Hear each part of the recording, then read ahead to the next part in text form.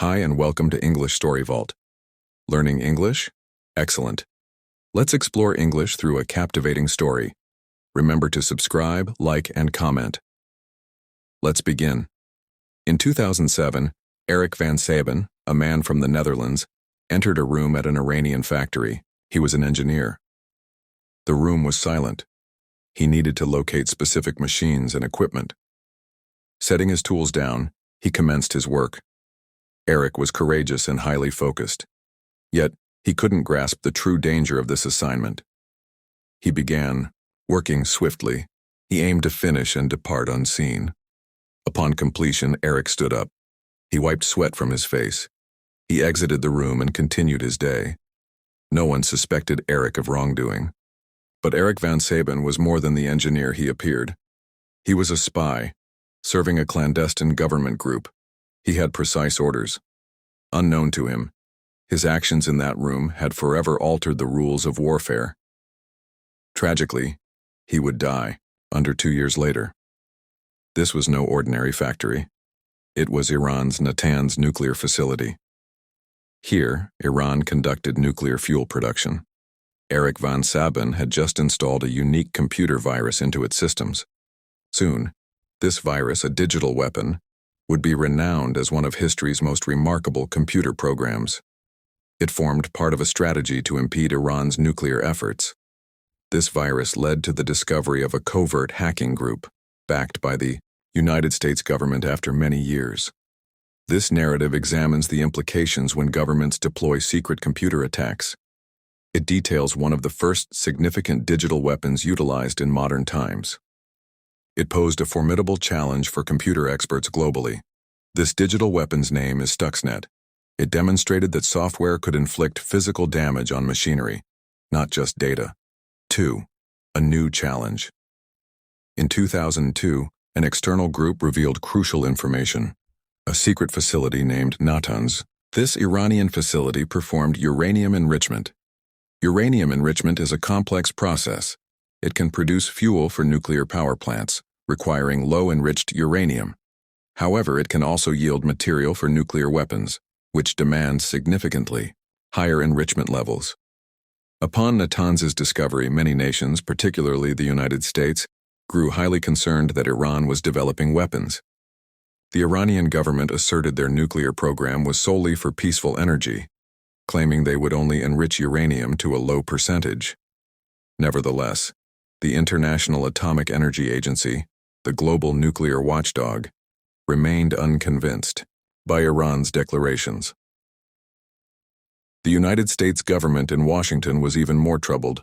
They strongly believed Iran was secretly attempting to build nuclear weapons. The Natanz facility boasted exceptionally high security. It was situated deep, underground 8 meters down.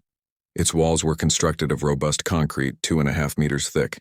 To further complicate attacks, 22 meters of earth were later added atop the roof. This robust construction rendered it exceedingly difficult to damage or destroy the facility with aerial bombs or other military assaults. A direct physical strike appeared too risky, perhaps impossible. For several years prior, the United States had endeavored to retard Iran's nuclear advancement through other covert methods. These efforts included attempting to sabotage Iran's equipment. They tried to introduce defective parts or supply Iran with incorrect technical designs. They also sought to disrupt the power systems used in the nuclear program. But these earlier sabotage attempts were frequently insufficient to significantly halt Iran's work. Iran continued its uranium enrichment progress. Washington perceived the situation as urgent. Should Iran succeed in creating nuclear weapons, it could drastically alter the Middle East's power dynamics and potentially instigate a major conflict. Israel, in particular, viewed a nuclear-armed Iran as an existential threat. The United States was already engaged in wars elsewhere in the Middle East, such as Iraq, and wished to avoid another large military commitment. They required a novel solution, one effective without a conventional military assault. They needed a method to target Iran's nuclear machinery and decelerate enrichment remotely or covertly from within. This gave rise to a new concept. General James Cartwright, involved in strategic planning, proposed a different approach, a cyber attack. This entailed utilizing computer programs and networks as weaponry. It marked the inception of considering a digital weapon to resolve the Natanz problem. Crafting a digital weapon. A classified project commenced. The United States and Israel decided to collaborate. This project bore a specific designation, Operation Olympic Games. Its objective was to halt Iran's nuclear program without a conventional attack. The U.S. needed an ally, and Israel proved an apt choice. Israel possessed expertise in computing and digital warfare. Their military included a specialized unit called Unit 8200. These individuals were highly skilled. The U.S. sought Israel's assistance for multiple reasons. Israel possessed the technical capabilities. Additionally, Israel's proximity to Iran was vital. This held significance. Another factor was that if the project were exposed, public perception might attribute primary responsibility to Israel, not the U.S. The U.S. also desired Israel's involvement to deter Israel from initiating a physical conflict with Iran. To construct a digital weapon for Iran's machinery, identical machines were necessary. Iran employed P1 centrifuges for uranium enrichment. Abdul Qadir had provided the design for these machines to Iran many years prior. The U.S. and Israel managed to acquire P1 centrifuges. Some machines came from Libya after that nation abandoned its nuclear ambitions. Israel also learned to manufacture its own P1 machines. Now possessing the machines, they could test the computer weapon. They tested the virus on these machines at a secluded desert location in Israel. It was a secret testing site. They initially referred to the computer weapon as the bug. The testing facilitated the digital weapon's readiness. It took time, but they were constructing something novel and potent, the ideal candidate. The scheme to disrupt Iran's nuclear efforts required a crucial step. The Natanz facility was exceptionally secure. It was disconnected from the internet, a state known as air-gapped. This meant no one could remotely transmit the computer virus. Someone had to physically enter the building with the virus. The American and Israeli teams pondered this challenge. They needed an individual who could travel to Iran and access Natanz without appearing to be a spy. They searched for the right person. They located Eric van Saben. He was a Dutch engineer. Eric worked for a company that conducted business with Iran's oil and gas sector. This was important because it provided a legitimate reason for him to visit Iran for work. Furthermore, his wife was Iranian. This made him appear as a normal visitor to the country, not a threat. The Americans approached the Dutch intelligence service, the AIVD, for assistance. The AIVD spoke with Eric van Saben. They asked him to undertake a confidential task for them. Eric consented to aid his country's intelligence service. It seems he was unaware of the complete plan or its inherent dangers. Eric van Saben was the perfect individual. His profession and familial connections aided him. He could travel to Iran, visit the Natanz facility, and avoid suspicion. This enabled him to access the computers inside the building. In 2007, Eric van Saben successfully infiltrated the Natanz nuclear building. He was there for his work, but he also had a secret mission. He carried the computer virus with him. He managed to connect it to the internal systems. This was an essential step for the plan. Without someone like Eric gaining entry, the virus could not reach the machines controlling computers. After the secret operative planted the computer virus, it commenced its operation. Initially, nothing appeared different inside the vast factory. However, the virus was not inert. It began by analyzing the computers. Its goal was to comprehend how the machines interacted. The virus created a covert map of the factory's computer systems. It learned about the various components and their interconnections. This map was transmitted back to the virus's creators. They used this information to plan the subsequent stage. During this period, they identified a vulnerability. The factory utilized specialized controllers manufactured by a German company called Siemens. These controllers managed the uranium spinning machines. The virus creators discovered methods to exploit flaws in the Siemens systems. Then came the actual assault. The virus employed highly potent tools. These were akin to secret backdoors into computers that no one knew about. These are known as zero-day exploits. The virus used 4 of these hidden pathways to gain complete control over the critical computers. Now the virus could dictate the spinning machine's actions. It forced them to spin much faster than they should. Then it caused them to decelerate too rapidly. This rapid acceleration and deceleration damaged the machines. Their components gradually began to fail. The virus was incredibly intelligent. While damaging the machines, it also concealed its activities. It made the computers display normal information to the factory workers. The workers observed their screens, and the figures seemed correct, but the machines were slowly deteriorating. The covert attack was occurring within the factory. It was silent and hidden. The virus was operating step by step, utilizing the weaknesses it discovered and its clandestine tools. It was inflicting physical damage using only computer code. This represented a new and perilous form of attack. 6. Factory turmoil. A new president assumed office in the United States. His name was Barack Obama. He became president in 2009. The secret computer plan, Operation Olympic Games, was succeeding. President Obama chose to continue the plan. He also wanted it accelerated. In 2009, sad news emerged regarding Eric Van Saben. He was the engineer from the opening chapter. He died in a motorcycle accident in Dubai. People considered it an accident. No one believed he was intentionally harmed. Inside the Iranian factory, the computer virus continued its work. It was a clandestine digital weapon. It attacked the machines known as centrifuges. These machines spin at high speeds to produce nuclear material. The factory workers observed a significant issue. The centrifuges persistently malfunctioned. Machines repeatedly ceased operation. They were profoundly confused.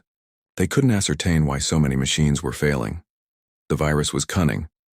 It damaged the centrifuges in diverse ways. This complicated the Iranians' efforts to pinpoint the problem. It was like an unsolvable puzzle. Gradually, the factory personnel began to ponder. Perhaps this wasn't merely misfortune or aging machinery. Perhaps someone was intentionally causing the machines to break. They suspected sabotage. They meticulously searched for problems. They inspected the computers. They examined the machines very carefully. They even dismissed some workers, believing they might have made errors or assisted someone. They implemented additional security, checks and regulations. But they couldn't uncover the true issue. The computer virus was exceptionally skilled at concealment. It caused the computer screens to display normal data. The workers saw nothing amiss. The problems persisted. The attacks on the centrifuges continued for an extended period. More and more machines sustained damage. The virus incapacitated nearly 1,000 centrifuges. This damage posed a severe hindrance to Iran's nuclear work. It significantly decelerated their progress. The factory was engulfed in confusion and broken machinery, yet the cause remained a secret: the virus escapes. In 2010, something went awry. A minor error occurred in the Stuxnet computer code. This error was significant because it allowed the virus to depart the secure Iranian factory. The Natanz facility was unique. It was not connected to the public internet, but the virus found a way out. Perhaps it was carried on a USB stick that left the building.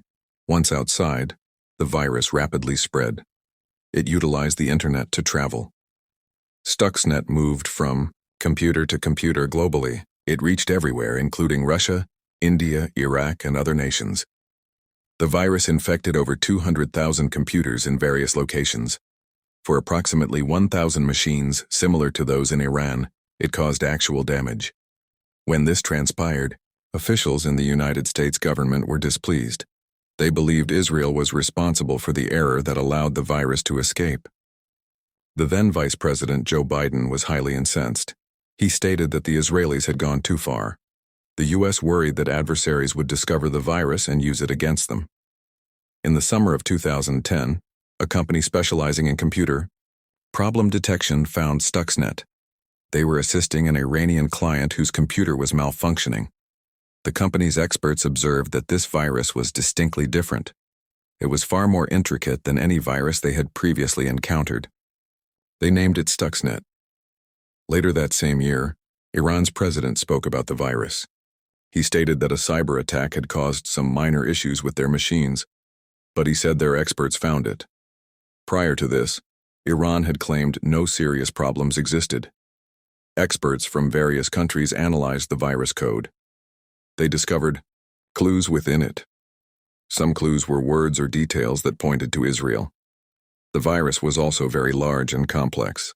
Building something like Stuxnet required substantial funding and numerous highly intelligent individuals, indicative of a government project, not just one person or a small group. An American official, Gary Seymour, also made a comment. He stated that they were pleased Iran was experiencing machine troubles. He added that the U.S. and its allies were doing everything to make things difficult for Iran.